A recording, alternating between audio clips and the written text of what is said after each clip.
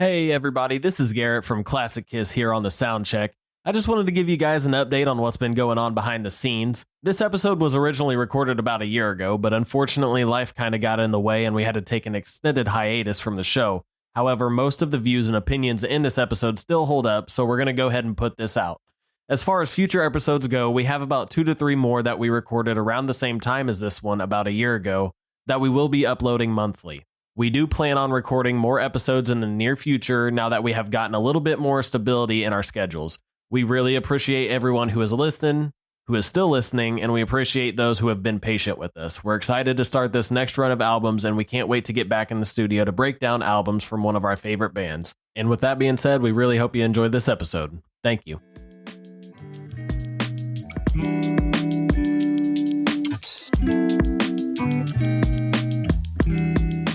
Hey, what's going on, guys? You're listening to Classic Kiss, presented by The Sound Check. As always, I got my 2 co-hosts with me, Tyler. What's up, everybody? And Beau. How's it going, everyone? We're back with another episode. We're covering Peter Criss's solo album from 1978, part of the 4 Kiss solo albums that were released that year. Yeah, I don't know where to begin with. I don't know what to begin with or where to begin with this album. It's very interesting. I don't hate it, but it's just kind of all over the place for me. I don't know. What do you guys think? Just some opening thoughts. Being as Peter Criss is my favorite artist, or not artist, but drummer. Yeah. This one really hurt. I'm not gonna lie. I'm a little disappointed. I feel like he could have done better. Right. What about you, Ty? You know, I'd be lying if I said I liked it, but yeah, it was an attempt. Yeah. So all right. So we're gonna have some pretty harsh opinions on this one, I think. And that's no disrespect to Peter Criss himself, but I don't know. I'm just, you know, I listened back to this earlier this morning, and I feel like every song on here is different in a way, but like not in a good way to me. Like the album's just kind of all over the place. You have 3 or 4 ballads on here, which you don't need 3 or 4 ballads on a singular album. Right. I can respect that he was trying to do something different and kind of going back to more of his roots with, like, you know, the more soulful music, jazzy type stuff, more instrumentation from different instruments and all that difference. I mean, because you have like strings in here, you have horns every once in a while. You got like, sounds like some Rhodes piano or electric piano of some sort, whether it's a Wurlitz or a Rhodes. And like I said, I can respect that he was trying to go for something different compared to what we were hearing from Kiss at this time. But it just really does seem all over the place. It doesn't sound like a cohesive album to me at all. And I think that's my biggest problem with it. But with that being said, I actually really don't hate it. I think some of these songs are catchy, or I think that they're not bad musically. It's just they're very repetitive. And I know you had that problem too, Ty, when we were talking about it the other day at work, that it's just some of these songs have like the whole song is practically just the chorus. Like, there's nothing in between. I mean, not nothing in between. It's either like a bunch of the chorus lines for the last, like minute you said, right? Like out of almost every song. Yeah. I mean, almost every song on the record you could chop the last minute off of and it would be the same song. Yeah. Did you have anything else you wanted to add, Beau, before we kind of dive in? I know that you guys say you don't hate it. I hate it. Really? I do. I Very really do. interesting. But I will say there is still some songs on here that I do like. I do genuinely like. All right. So it's a fair criticism. Yeah. Cool. Awesome. Yeah, I mean, I guess we could kind of just start going into some general info and whatnot. So yeah, I got here. Obviously, this was released on September 18th, 1978, along with the other 4. We've obviously already covered Ace's episode or Ace's album in the last episode. So yeah, they all came out on the same day. Like I said, interesting marketing strategy. This was produced by Vincent Poncia, or otherwise known as Vinny Poncia. I think that's how you say it, Poncia. I think so. He also would go on to produce Dynasty and Unmasked, and that'll be pretty fun to get to those when we get those, because I know Peter Criss had some interesting things to say about his involvement with getting Vinny to produce Dynasty. I think I read it in Behind the Mask where he was like, yeah, I kind of like, that's like, I'm the reason why Vinny came in and produced Dynasty and blah, blah, blah. It's like, dude, you weren't even fucking there for half of your album. Shut up. Yeah. No, I love Peter, but man. So yeah, Vinny would go on to produce Dynasty and Unmasked. There's a song on this record called Tossin' and Turnin', which was a #1 hit for Bobby Lewis back in the early 60s. And yeah, it's there.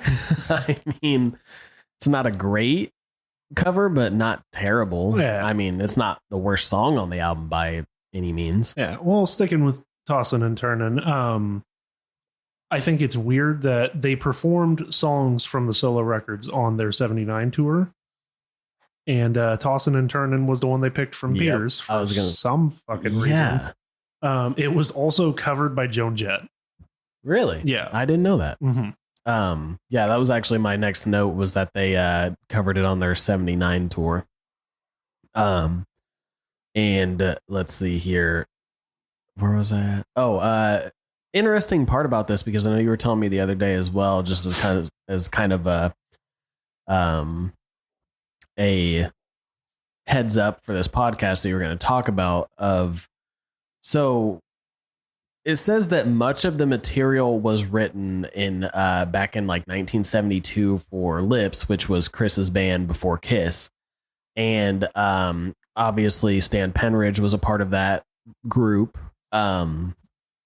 And he's the one who helped write Beth, technically.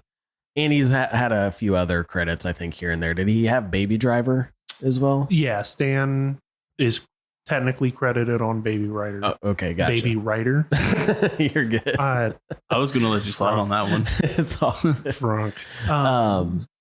And yeah, I guess we could go ahead and just talk about that real quick, because you were telling me the other day that there's a little bit of controversy surrounding some of the songwriting credits and stuff of that nature about this album. Yeah. So apparently, and I don't remember which songs it pertains to. I'm trying to find it in my notes, but Sean Delaney, of course, was Peter's first choice for producer, but he had already accepted Gene, so he went ahead and did Gene's album. Right.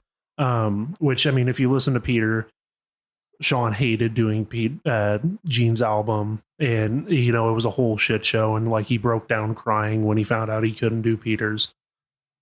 None of that's true. Oh, is that what Peter said? That's what Peter says. Sean and Gene both refute those statements. Really? Yeah. Jesus. Yeah. Which Peter was also turned down by 3 other producers before he found Vinny. Nice. Yeah. But Sean had a contract with Casablanca to do a record. And after he had a falling out with Peter over Peter's solo album, he wanted to pull the songs that he had written from the album, which I think it's 4. Like I said, I'm trying to find it in my notes. And then Marks and Glickman, who are the managerial team for Kiss beyond Bill Aucoin, basically called him and said, yeah, you're not fucking doing that, because if you do, you're not getting your solo album. Wow. Yeah. So those songs still appear on Peter's album, one of which I know for a fact is I Can't Stop the Rain. I can't think of what the others are. Really? Let's see here. Yeah. I Can't Stop the Rain and Rock Me Baby. So yeah, I mean, it just some shady shit going on behind the scenes, and it's always it's always annoying and sad when a very talented songwriter doesn't get either credit for some of the stuff or is kind of backstabbed during the recording process and writing of an album. It just happens way too often. But yeah, I mean, just interesting that a lot of this material was written by other people and not Peter, which I mean is kind of to be expected because it's nothing against him being a drummer, but usually drummers who can't really play other instruments don't write the music, obviously, for their if they were to do an album by themselves, you know. And that's, like I said, that's not a slight towards Peter Criss at all. But because I mean, like, you think of like people like Dave Grohl, right, from Nirvana, and he even talks about it a lot of how he never really brought up anything in Nirvana because he thought like, what, you know, my place in Nirvana is to be the drummer, bring the energy, blah blah blah, like all that different stuff. I don't really necessarily want to bring up songs that I've written because it'll just be a classic, like, oh, haha, the drummer wrote a song, you know. And he goes on, because he actually could play guitar pretty well. And he can play, obviously, drums very well, and he can sing. So obviously he goes on to be very successful with Foo Fighters and all that. And so it's not that drummers can't write music. It's just Peter was just not somebody who really knew how to play a bunch of guitar. I don't think it was that common back then. Yeah, especially back then. You're right. I do agree. But still, just like the stories, there's just so many stories out there of Peter not really being here for the recording of this album, you know? Right. Like, not even like as a producer or anything or overseeing anything. It was literally like, I don't know. I can't remember. Did you touch on Sean actually like recording vocals for one of the tracks and they like left those in or whatever? Yeah. Or something? So it was all of the tracks that he wrote for the record. And then he actually went in and re-demoed some of the songs Peter did with Stan because the original demos Peter did were not good. Really? And so when Sean told Gene about that and he asked him like, hey, I want to go take this time to help Peter do a better demo so that he can secure a better producer, Gene immediately agreed. There was no like pushback or hesitation. He just said, yeah, go do it. Right. Peter didn't show up for any of the demo sessions. He walked in on the last day of the demo sessions and basically told the band, this is according to Sean. Yeah. Told all the session musicians that they had, you guys did a really good job. I appreciate this. And once we get the songs you've done into the hands of better musicians, we'll put out a really good album.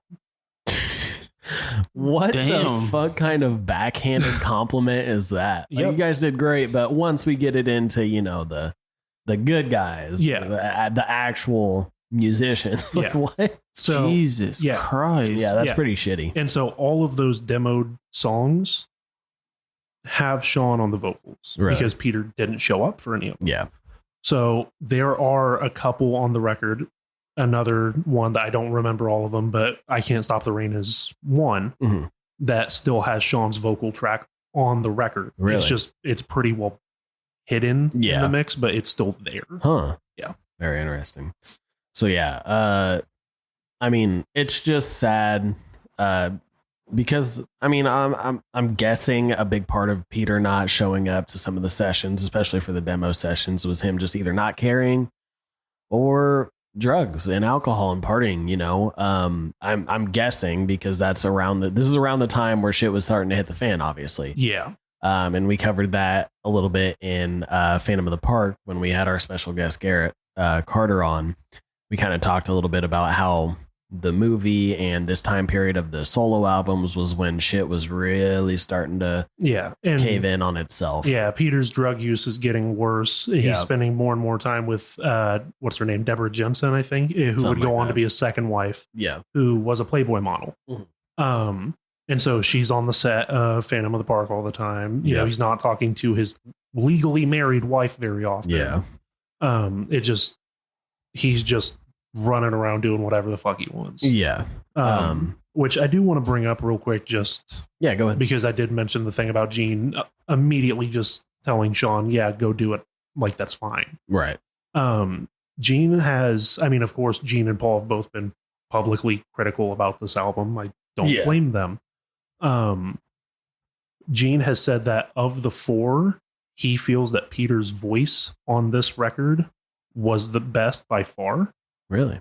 Wow. But that musically, he just felt Peter didn't get it. Yeah. Which I don't necessarily disagree. Yeah. Honestly, that's another fair criticism. Yeah.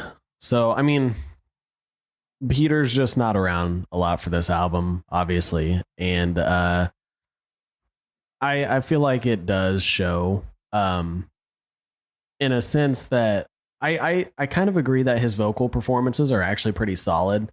There's some of them that I'm just like, I don't know about that. It like kind of seems a little bit not phoned in, but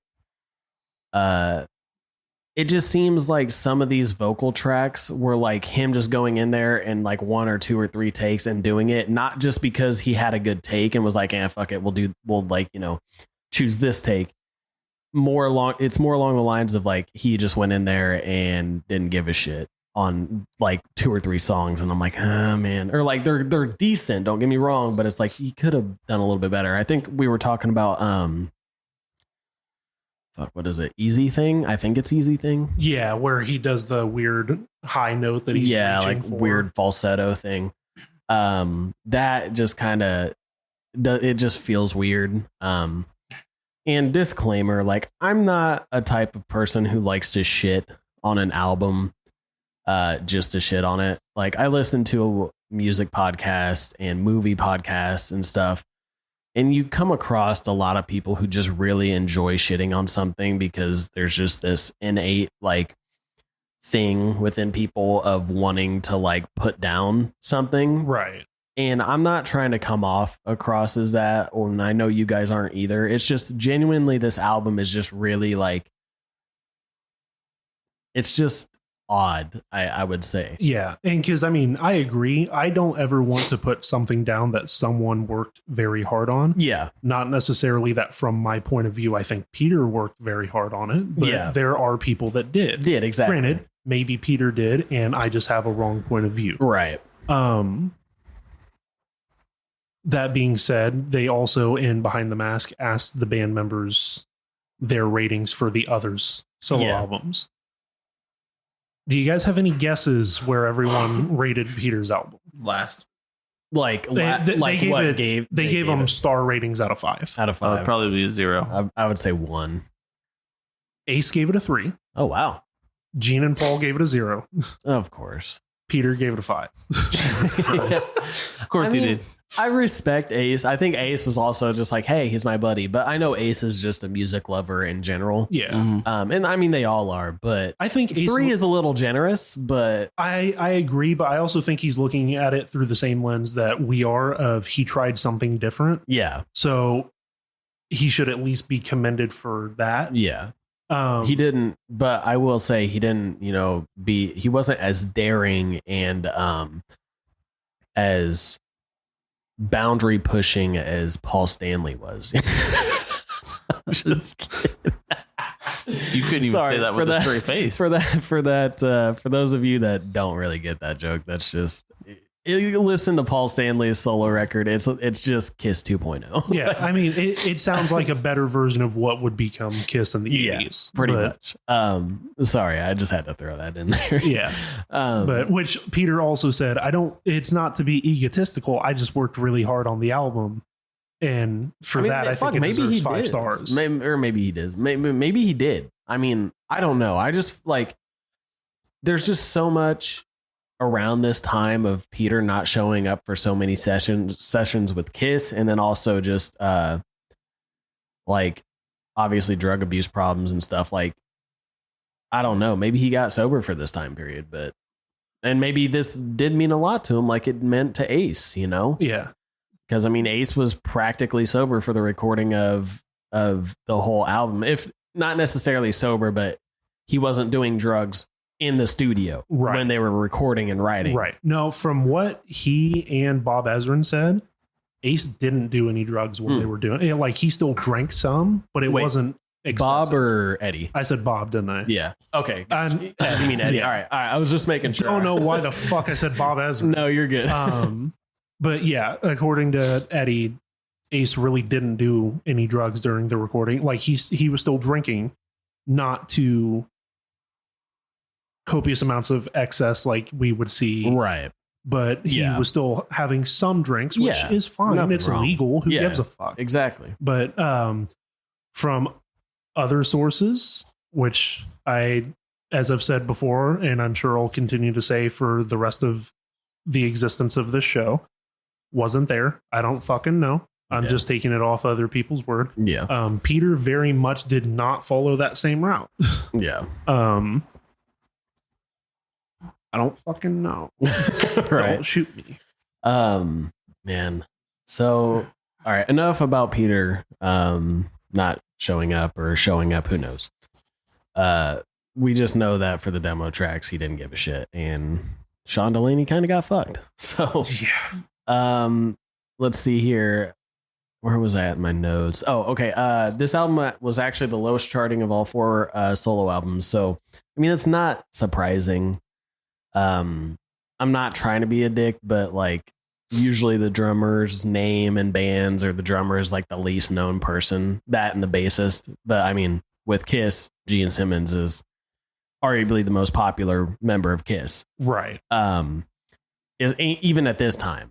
And so, obviously Peter's probably isn't going to sell the best. And when you actually listen to it, I mean, if you heard like a single or something on the radio, you probably were like, I don't know about this. You know, like, I don't know if this is what I want to listen to as a Kiss fan who's also who hears singles from Ace's album, Paul's album, and Gene's album. You know, you got to think when those are all like rock in more.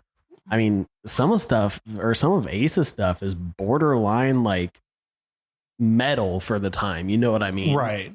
What were you going to say, Beau? I said, even if they didn't play a single from Peter Criss's album, you would not expect this from him. Yeah. You look at him like, oh, it's the drummer for Kiss. You're going to think rock, hard rock.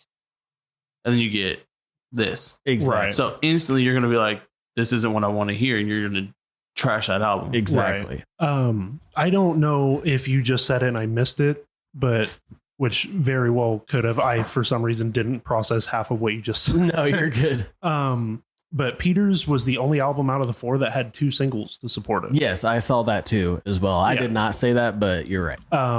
Neither of them charted. Yeah. That's sad. I think the only single that actually had a decent charting was New York Groove, though. Really? Yeah. Doesn't surprise me.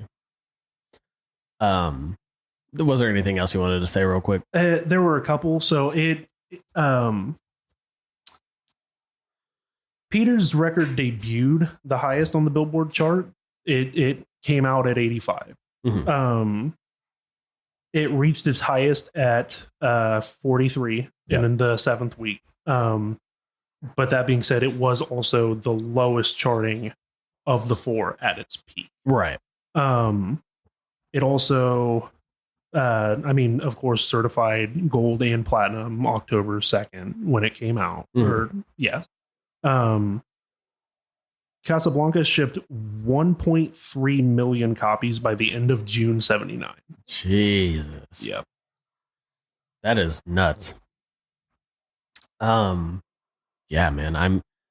And that's the thing is this album wasn't like a disaster in terms of sales. I wouldn't say necessarily. I mean, like, it's obviously not the best, and it's not what like Alive 2 or Alive 1 or Destroyer was doing at this time period. But what were you gonna say, Beau? I say probably a lot of people also bought it just to have the collection of all 4 solo albums. Right. Yeah, even if they didn't plan on listening to it more. Let's see here. And one thing I just wanted to add about this, a little bit of the recording info. Obviously, I said that Vinny helped produce it. I don't know if there's anybody that's okay. So Mike D. Stone of the Record Plant, which Kiss had recorded a couple albums at before, he was the engineer for this. They have a lot of. I'm just gonna go through these real quick just to give them a little bit of shout out. Peter Criss was lead vocals and drums on all songs except tracks 6 to 7 and 10. He was percussion on tracking 8 and backing vocals, or he did backing vocals on all of them as well. Alan Schwartzberg did drums on tracks 6 and 7 and 10.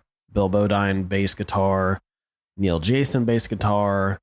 Art Munson guitars, regular 16-string guitars. You got Stan Penridge on guitars. Elliot Randall on guitars, John Tropia, Brendan Harkin on guitar, Steve Lukather. A lot of guitars played on this album. A lot of different moving parts in this. Yeah, you know who Steve Lukather plays for, right? Who? Toto. Oh, no shit. Mm-hmm. Really? Yep, he does the guitar solo on That's the Kind of Sugar Papa Likes. Yes, yeah. But yeah, he's the guitarist for Toto. That's cool. I didn't know that. Mm-hmm. You got Bill Cuomo on the keyboards on a couple of the songs. Richard Gerstein as well. David. Very interesting. Looks like a whole family. David Faragher, Tommy Farragher, Danny Farragher, Jimmy Farragher. So you got Davey, Tommy, Danny, and Jimmy. Yep. That's amazing. Wow. Jesus Christ. They were all backing vocals. Horns by the horns were arranged by Tom Saviano. Michael Carnahan did the saxophone solo on Tossin' and Turnin', baritone sax on Hooked on Rock and Roll. Album artwork was done by Araldo Caragatti, who did all 4 of them, obviously. And then, like I said, Mike D. Stone was the engineer. So just shout out to all of them. I just wanted to list all those people to show how many people were truly on this album. Yeah. And that's not necessarily, it's not that it isn't normal for a bunch of people to be on an album. It's pretty normal, especially when you have session musicians and stuff like that. Right. Where the album is credited to a singular person, technically, like Peter Criss, Ace Frehley, or even stuff like John Cougar Mellencamp, you know. Like an album by John Cougar Mellencamp is going to have probably 5 to 6 different guitarists, you know, just because they wanted the best musicians playing those songs, you know. And then same as like Steely Dan, you look at the Steely Dan records and holy shit, there's like fucking 10 guitarists on one song. So I just want to say it's not unusual for there to be a bunch of different musicians on a singular album. Right. One thing that will come up later, because I mean, of course, those are all session guys. Mm-hmm. Gene also had a lot of different people on his record. There are actually quite a few people who, for whatever reason, I'm shit with this episode today. A lot of the session guys that did like some of the bass work or like keyboards or stuff on Peter's album are also on Gene's. Really? Mm-hmm. Interesting. There's actually one guy, I don't know if you said his name, but I just wanted to bring it up just to highlight like kind of where Peter's at this point, even though, I mean, we've kind of already touched on that. His name was Brendan Harkin, which shows you how fucking well I paid attention during my research for this, because my note just says guitarist credited on the track, open quote. There's no end quote, so I didn't even fucking put the title on there. But he was friends with Sean and Bill, which is how he ended up on Peter's album. Yeah.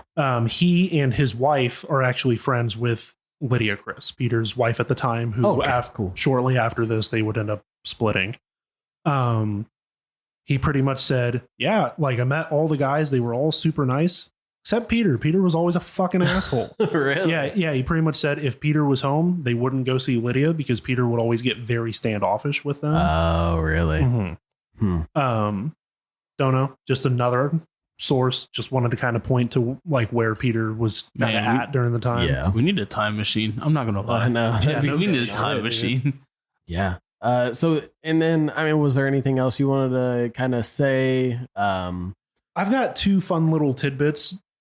Just before we like move on into the track or anything. Yeah. Don't You Let Me Down was actually, according to Peter, it was his love letter to Deborah, who, like I said, would be his second wife, Playboy model that he was hanging around with. And then You Matter to Me was also recorded by Joey Travolta, John Travolta's younger brother. No shit. Uh-huh. That's interesting. Yep. Joey was also signed to Castle. Oh, okay. I get But sense. he did it for his debut record. Yeah. Huh. Interesting. Yeah. I mean, I don't really have, well, I guess I do have one more thing. It kind of goes back to the engineer when I was bringing him up.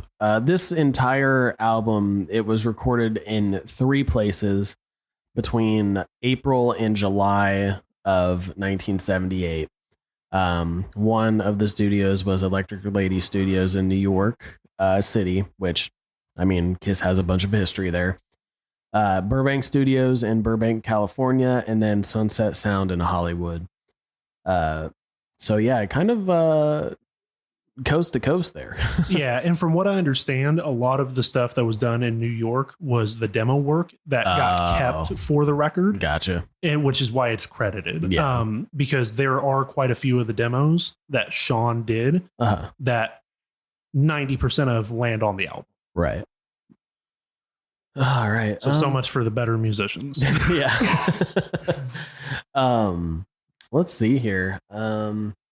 We're going to go to the album artwork real quick, and it won't take too long because there's really not much to talk about. We'll be back in just a second. Alrighty, guys, and we're back with the album artwork section of this show. And like I said, not too much to really talk about today. We got the album designed by Dennis Follock, which he designed a bunch of shit back in the day for Kiss.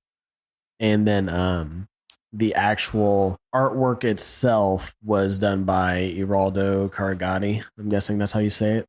And yeah, not really much to talk about. It's a fucking awesome album cover, like we talked about with Aces, just like the colors being introduced and how crisp it looks, the outlines of it, you know, as well. Did we give ratings for the Ace episode? It's been a while since we've done it. I don't remember. I want to say we did, but I don't remember. Yeah. Which is the bad thing. I was going to give them all the same rating because they're virtually all the same cover. Right. I don't fucking remember what I gave Aces. Hey, whatever Aces, hey, this is your cue to go and listen to that episode. Yeah. So whatever we gave Aces, we're giving this one. Yeah. So I'm going to give this an 8 with an asterisk just in case I gave Aces something different. Yeah, same. Whatever Ace's rating from me is the rating for all the 4 of these. Yeah. I'm going to go with this 8 also with an asterisk. That sounds right. I wouldn't give these a perfect 10, but yeah, they're very effective and I love them. So cool. All right, guys, we're going to get into the track list. Don't go anywhere. All right, everybody, we're back with the track list, track breakdown, whatever you want to call it, portion of the show. Yeah, we're probably gonna breeze through this a little bit. We got track number 1, I'm Gonna Love You, which was written by Peter Criss and Stan Penridge. Or at least that's who it was credited to. So Stan Penridge. Yeah. So yeah, I don't even really know if I want to go into the details on these songs. Just give it a listen yourself. Yeah, I'm just going to kind of give them a general overview of my opinion. Like, I'm not going to go super deep. This song sounds like it's trying to be a blues song and someone just chopped the balls off. Yeah. Like it which is my complaint with a lot of the record. It just feels very neutered. Mm-hmm. Like it was trying to be something and it just didn't get it. I don't like this song. It's too repetitive, and I also don't like the hook of it. The rain or come shine. I think it's dumb. No, I definitely understand what it's the saying. last fucking minute of the song. Yeah. What about you, Beau? Got much to say? No. All right. No. Yeah, I was gonna say it's just it's there. You know, it's not really anything special. I don't necessarily hate it. And I don't necessarily dislike it. It's just meh. We got track number 2, You Matter to Me, written by Vinny Poncia, John Vasna. I don't know how to say it. I wish I knew. And then Michael Morgan. So no original They're not original. No Peter Criss or Stan Penridge in this one. It shows. Yeah, I like the song. I enjoy it. Yeah, I'm not gonna lie. A very fun song, I think. Yeah, I find myself singing it every once in a while. Right. Yeah. It, again, too repetitive, but Yeah. I agree. Like, if I'm picking a song off the record, it's probably going to be one of them. Right. And just for reference, we have the streams on Spotify pulled up, or plays, whatever you want to call them. And this one has the most out of any song on this. By far. By far. Like, literally, it almost triples the next song. As Ty was talking about earlier before we started recording. So, but yeah, like I said, I actually really like this song. It's probably one of my top ones off the album. And it's not that I love it and I would listen to it, on its own a lot, but just in the context of this album, you know what I mean? Right. Cool. We got track number 3, Tossin' and Turnin', which was written by Richie Adams and Malu Renee. I'm butchering these fucking names. As we talked about earlier, this was originally recorded by Bobby Lewis, big hit in the early 60s. I believe it was actually the summer of 61.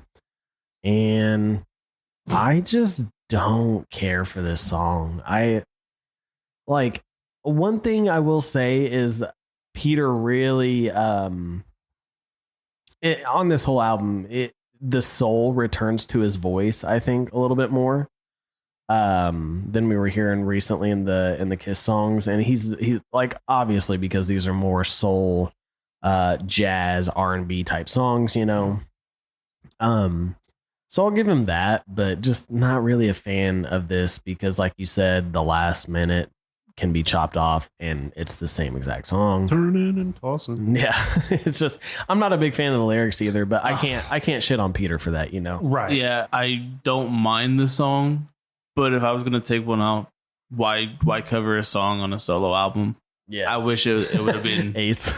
Yeah, Ace did too. Gene did too. Yeah. But did Paul do any covers? Wow. His is the only one that doesn't have a cover on. Oh, well, he covered every Kiss song. That's what it was.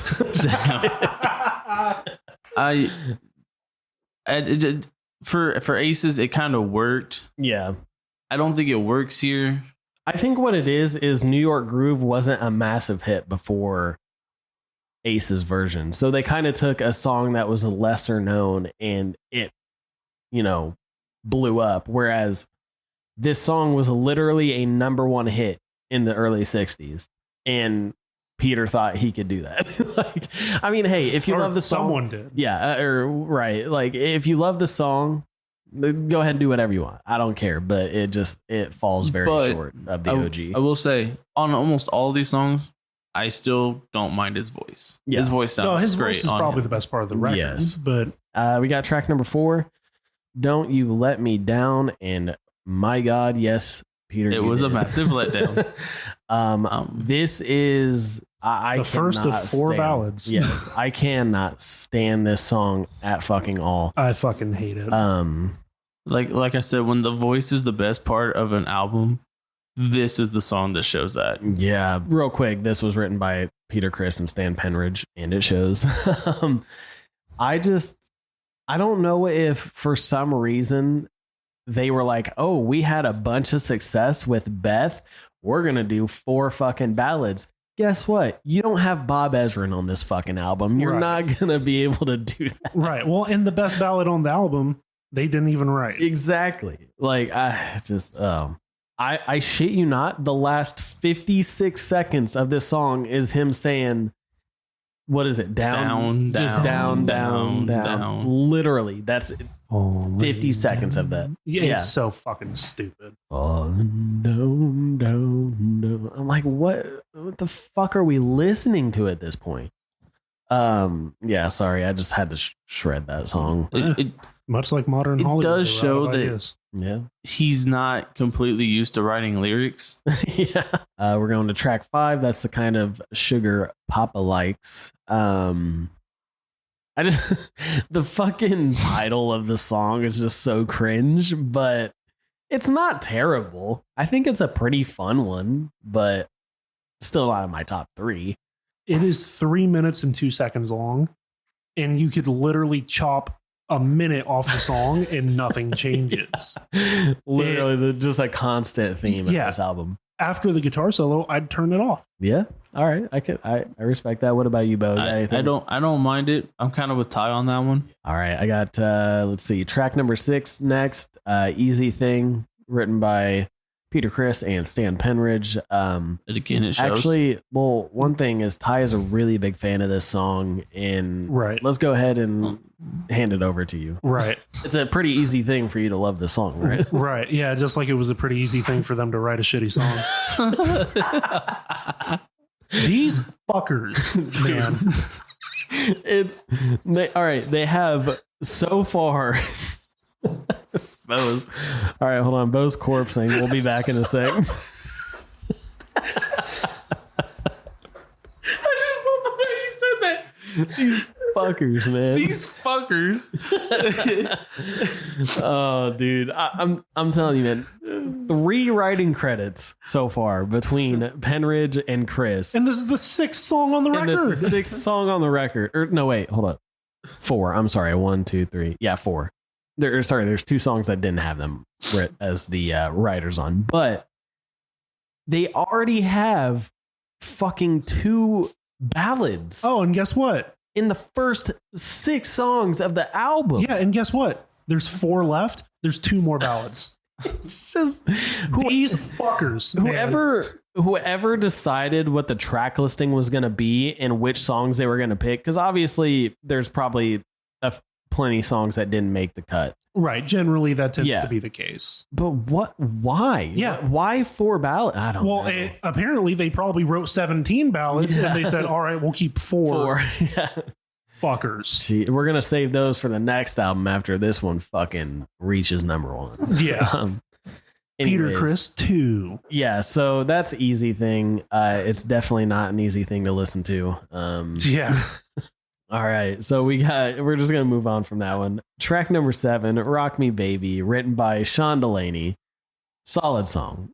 Shout out to Sean Delaney. You know what's shitty though? What's up? Because you say solid song, I don't remember it. Literally, I was singing it sitting here a minute ago.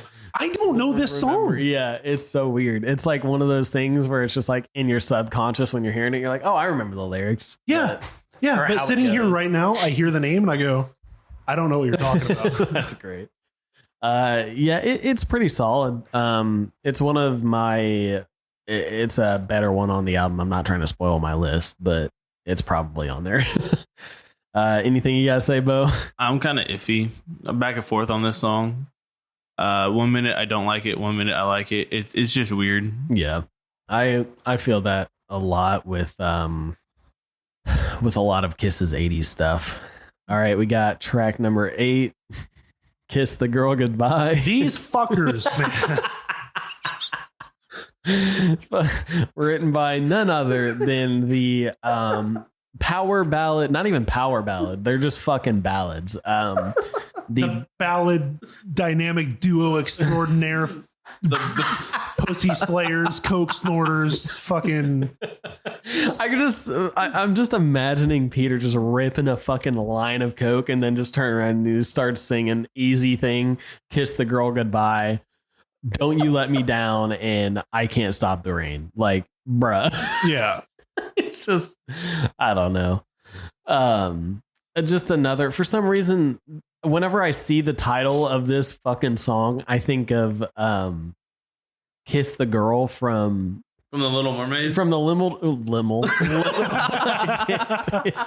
The Little Mermaid, and I think Ashley Tisdale sang it or some shit like that, or on one of the versions. I don't know how. That sounds right. I was gonna say, it's like, I remember it playing on Disney Channel all the fucking time when I was a kid. That's all I can think about. And literally, if that's all I can think about when I listen to this song, there's a fucking problem. Exactly. Track number 9, "Hooked on Rock and Roll." Another solid song. I'm not necessarily like, when I say solid, like I keep saying, in the context of this album, I would never put any of these songs up against Ace Paul's, or maybe even Gene's. Like I don't think I'd put any of these songs against those, just because they just don't hold up well, in my opinion, outside of the context of this album. However, what were you going to say, Beau? I'm not gonna lie. I wish this was a harder rock song. Yeah, I can respect that. And even as it's got that old time rock and roll feel to it. I think it serves it well. Even as it is, I don't hate it, but I kind of agree. Anything else you want to say about it? I do think it's a little bit more upbeat, more fun, kind of like Nothing to Lose. Okay, honestly, fair. I see where you're coming from. Yeah, I can see that. Yeah, like I said, I don't hate this song. I just don't really have an opinion on it.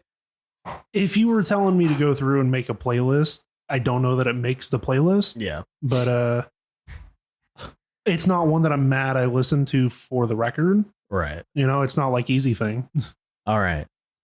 Track number 10, I Can't Stop the Rain, written by Sean Delaney. And you guessed it, another ballad. And even worse, these fuckers. Even fucking worse, a ballad to end the album. I cannot stand albums that end with a ballad. For some reason, it just turns me off to it.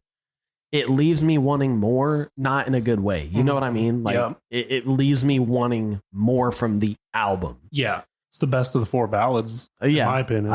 I can agree. I will say, I do actually really like this song. I like it, but yeah, the horns, because the horns in there actually sound phenomenal too. Mm-hmm. That the strings, like the instrumentation is actually pretty decent. Mm-hmm. Anything else you wanted to say? I agree with both of you. I hate that this is the last song on the record. It's not a bad song, though. Yeah, but yeah, I do think that a lot of my not disdain, but just problem with the song. Yeah, problem with the song is that it's the last one on the album, and I just hate when ballads end albums. I just don't think it's a good way for an album to end, no matter what the band is. Yeah, anything you guys want to say about it? This is a depressing episode. Sorry, guys. Yeah. If no one has heard this song, go and listen to it. I hope you have an appreciation for it, because I know I do. I think probably at least one of the best, if not the best, off this album. I did say we'd get to a point where we wouldn't suck their dicks every week. Yeah, that is true. That's it for the track list breakdown, and we'll be right back with the 3-in-1 segment. Alrighty, and we are back with our world-renowned, famous 3-in-1 segment.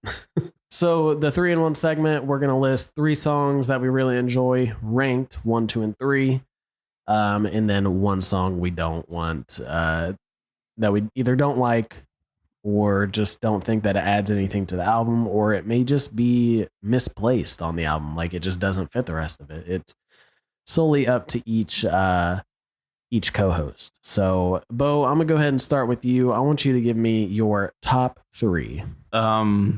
I Can't Stop the Rain. Wow, You Matter to Me. I'm just gonna have to pull one. Hooked on Rock and Roll. Ty, what's your top 3? If you have one. I'm stretching for 3. You Matter to Me. Hooked on Rock and Roll. I Can't Stop the Rain. Okay. Damn. We all have like at least one, maybe even at least 2. My top 3 is number 1, You Matter to Me, 2, Rock Me Baby, and number 3, Hooked on Rock and Roll. I just like those songs just because they're a little bit more jazzy in it, a little bit more up tempo. Not really a big fan of any of the ballads on here. I Can't Stop the Rain is definitely the best one. But yeah. All right, Beau. Let me hear your number 1. Tossing and Turning. Wow. Okay, that was quick. Tossing and Turning. I don't like doing covers on albums. Yeah. And I know we gave Aces a pass. Yeah. But Aces is genuinely good though. You can take that off and put a new original song in there. Right. But who would write that song? Hopefully not Peter Criss. Tan Pinbridge. Yeah, because it'd be another fucking ballad. Right. All right, Ty, you're number 1. Easy Thing. That's what I figured. Yep. I don't necessarily disagree about the covers thing. It just, that song is just so fucking bad. I would rather listen to Tossing It. Wow. I'm glad we all have a different one for our discard. I feel like this might be the first time that we all have a different discard. I'm gonna go with Don't You Let Me Down. I just cannot stand that song. One, because it's a ballad, and I don't hate ballads, but it's a shitty ballad. And the last minute is literally just the fucking like so repetitive. I was literally listening to it when I was going to Casey's to grab a Red Bull this morning, and I was like, I want to drive into that telephone pole. Drive off of the road. Drive. I'm gonna drive. And die. Hey. So yeah. Wow. What a we still got to do our certified ratings. Oh, yeah, I almost forgot about that. Cool. Let's just get right into it. Get this episode over with because I'm almost tired of talking. I haven't talked in so long about Kiss, or we haven't done this podcast in a fucking minute. And life has been an interesting one in the past month. Yes, it has. All right, Ty. Out of 10, what are you gonna give this? 2. 2. Okay. What about you, Beau? 1. 1. Wow. I'm gonna give this a 3. I'm not gonna lie. I went into it expecting to be super let down. And I was only kind of let down, but it did a little bit better than, so yeah, I mean, it did better than my expectations. And there's a couple of songs on here, like I said, that I don't mind. Mostly because I am kind of a sucker for more jazz, rock, soul, anything with like horns and a bunch of instrumentation, even like kind of like I hear hints of big band in this, like throughout the album. So I was kind of surprised that I didn't hate this as much as I thought I was going to. So yeah. Oh, don't get me wrong. I love all the horns and stuff and everything that you just said about this. But when I go and I listen to it and I put it on repeat so I can listen to it multiple times for this stuff, if I just want to skip almost every song, there's a problem. I can. That's a very fair point. That being said, with me kind of giving this album a little bit of praise in some areas, I don't think I'll ever truly listen to this album front to back again. Nothing's gonna make me come back to it. Yeah, the only reason I even gave it a 2 is because, like I said earlier, he tried to do something different, which is always nice. It just wasn't good. Yeah. Awesome. All right, guys. Well, that does it for the certified ratings portion of this show, and I mean that pretty much does it for this episode. Kind of a bummer episode this week, but hey, it happens, and we're probably gonna get into a stretch of albums here after the next couple of episodes where it's gonna be a little bit rough.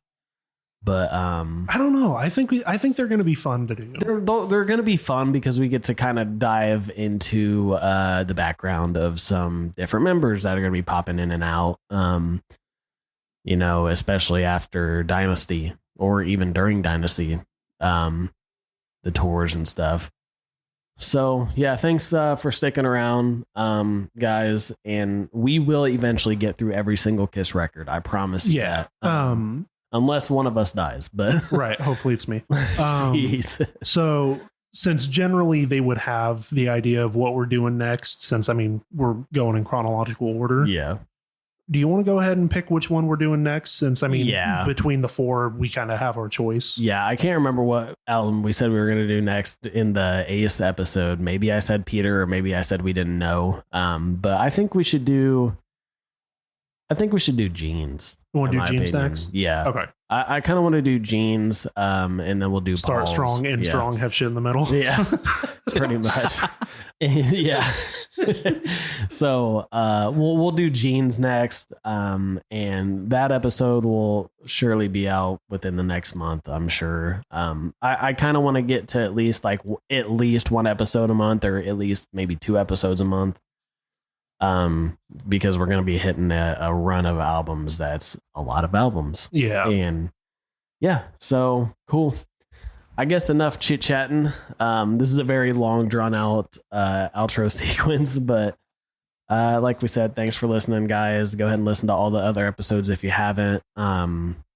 Those ones are really cool, really informative, really fun. And yeah, for myself, for Ty, for Beau, we hope you guys have a great day, great week, great month. We'll see you whenever we see you next time. Take care.